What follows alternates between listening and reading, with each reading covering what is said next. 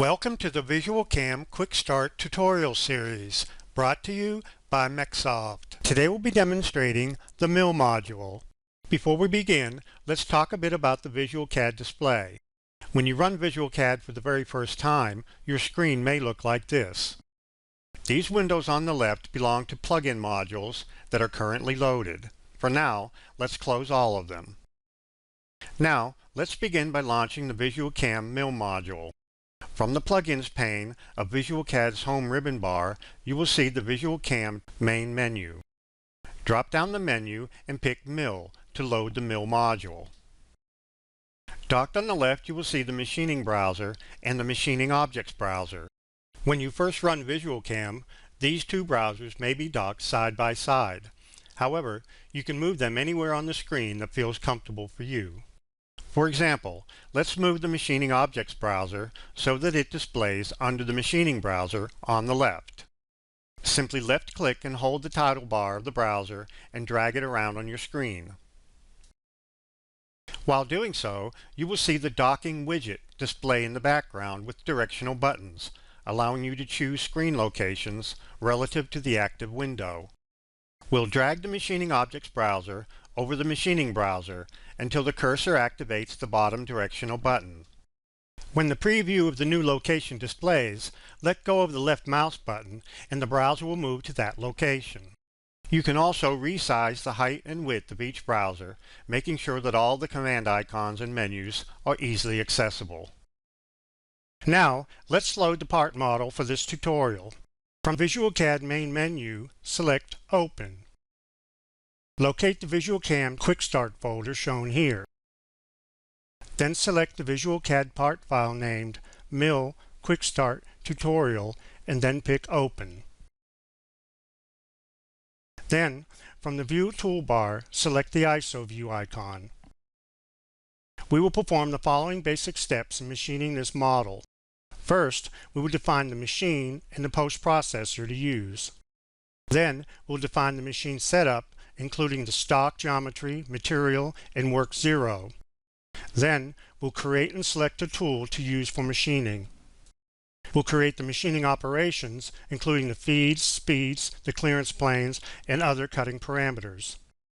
Then, we'll generate the toolpaths, simulate the toolpaths, post-process the toolpaths, and then generate shop documentation.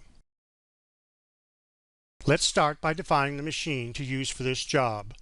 From the Program tab, select Machine to display the dialog. Under Machine Type, set the number of axes to 3 axis. Pick OK and notice that the machine type now appears under the machining job in the Machining browser. Next, we'll define the Post processor. From the Program tab, select Post to display the dialog. For the current post processor, select Haas from the list of available posts. Then set the posted file extension to NC. Other file extensions are available depending on your machine requirements. Pick OK and notice that the post type now appears under the machining job in the Machining browser. Now, let's define the machining setup. If there is no setup one listed under your machining job, the system automatically creates one when a work zero or an operation is generated. However, by default, the MCS or Machine Coordinate System is already aligned with the WCS World Coordinate System, so this step is not required for this part. However, in production, you can have multiple setups and assign different machining orientations for each. In this step, we'll define the raw stock from which to cut the part. From the Program tab, select Stock, and then select Box Stock from the menu to display the dialog.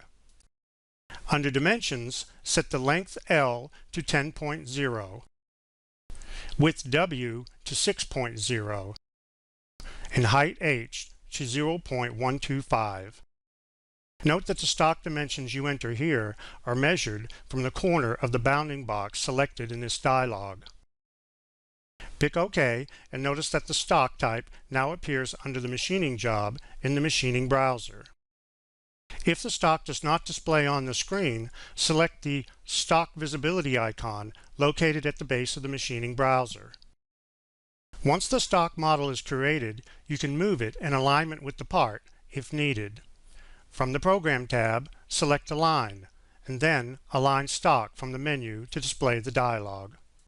For Z alignment, select Top, and for XY alignment, select Center, and then pick OK. The stock is now aligned to the center of the part in the XY and the top of the part in Z. Next, we'll set the material for the stock geometry. From the Program tab, select Material to display the dialog. For material, select Wood from the list of available materials and then pick OK.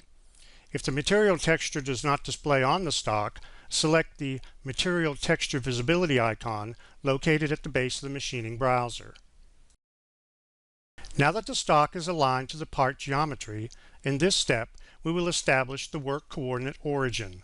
This location defines the 0 point from which all toolpath points are interpreted by the controller. From the Program tab, select Align, and then Set World CS. Then select Set to Stock Box.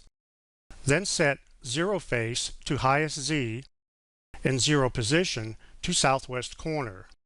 This sets the machine home to the top of the stock material and the southwest corner of the stock geometry. Pick OK, and the part and stock geometry are now transformed to the World Coordinate Origin, or WCS. Alternatively, you can use Work 0 to set the work coordinate origin. Instead of moving the part and stock to the WCS origin, this moves the machine coordinate system origin to the specified location. From the Program tab, select Work 0 to display the dialog. Select Set to Stock Box. Then set 0 Face to Highest Z and 0 Position to Southwest Corner. This sets the machine home to the top of the stock material in the southwest corner of the stock geometry. Now pick Generate and notice that the MCS is translated and that the Work 0 now appears under Setup 1 in the machining browser.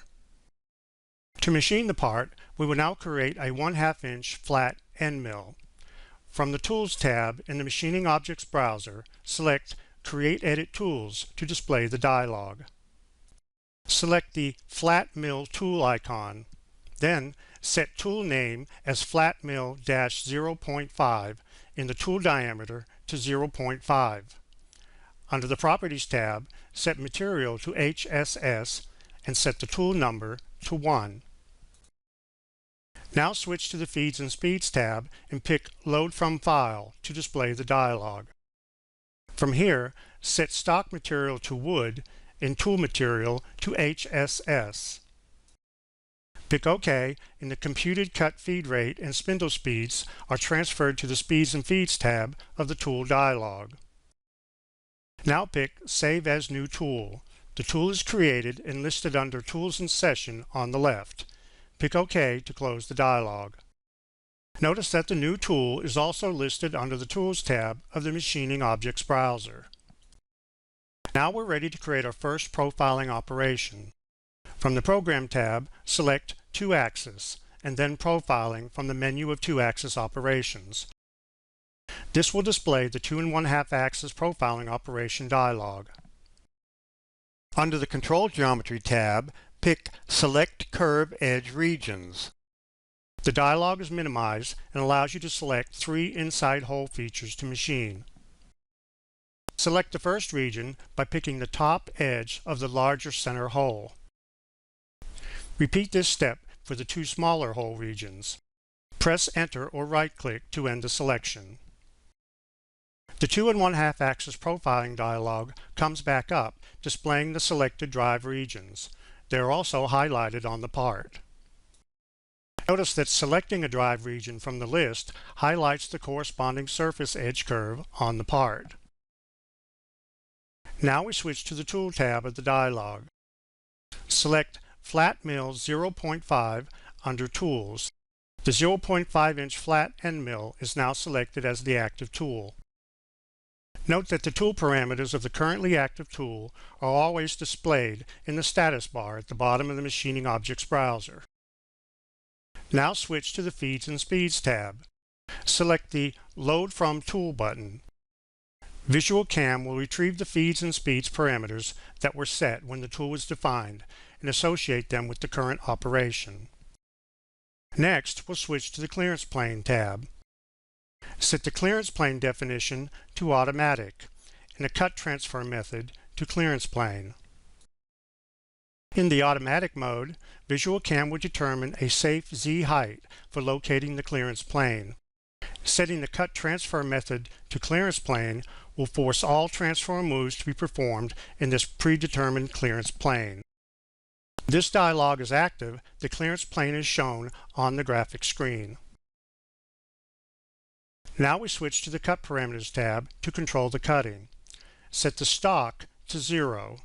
This means that we will not be leaving any thickness on the part after machining. Under the Cut Start Side section, check the box next to Use Outside Inside for closed curves, and then select Inside. Alternatively, you could use the Determine Using 3D Model option.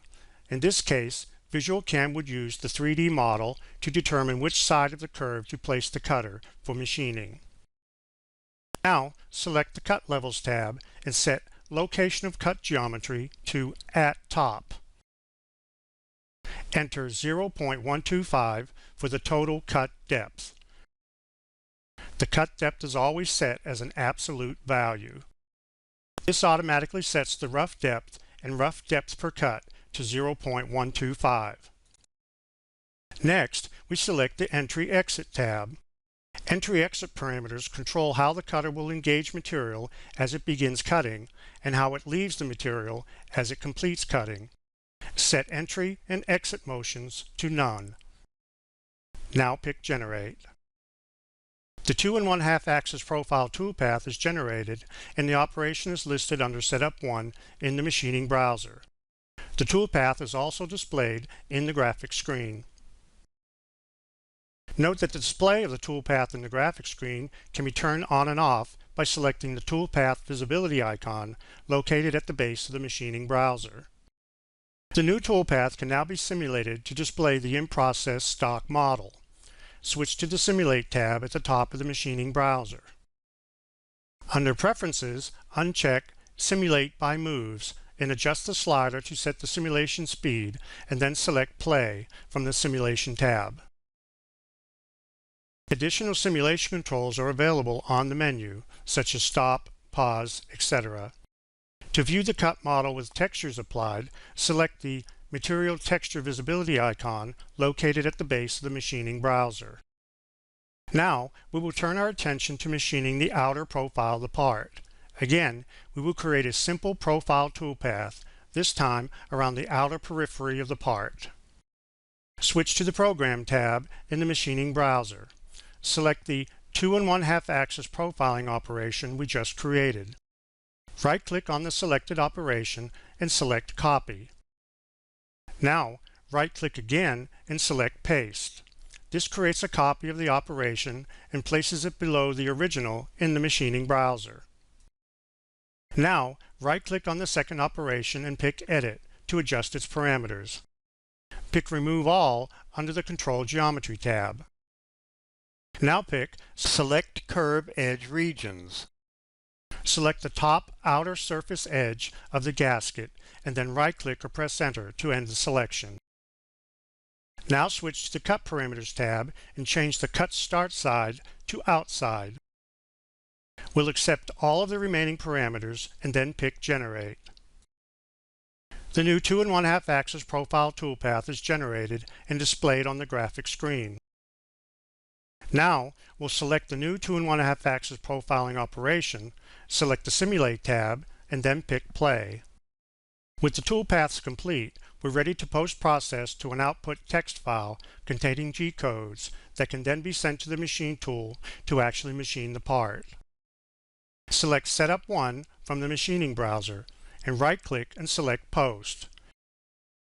This will post all operations created under the setup. By default, the part file name and the setup name are appended for the G-code file name. Also by default, the posted G-code file is saved to the folder where the part file is located. Now pick Post, and the G-code file is displayed in Notepad, where it can be viewed or edited manually. Now close Notepad. At any time, you can create an informational report of your machining operations. Switch to the Program tab in the Machining browser. Select Setup 1. Right-click and select Information to display and print the report. This dialog provides an estimate of the machining time required for the operations in the setup.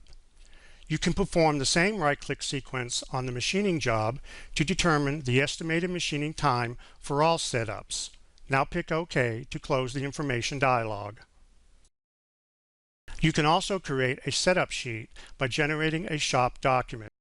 This is typically used to instruct machine operators on how to set up and machine the part on the CNC machine.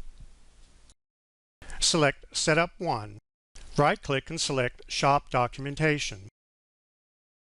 Select Template 1 and then click Save. This creates an HTML-based shop document that can be viewed in a web browser. You can perform the same right-click sequence on the machining job to generate shop documentation for all setups. This completes the Quick Start tutorial of the VisualCAM Mill module. For further assistance, you can visit the online help supplied with the program or visit www.mecsoft.com for additional tutorials. Thank you.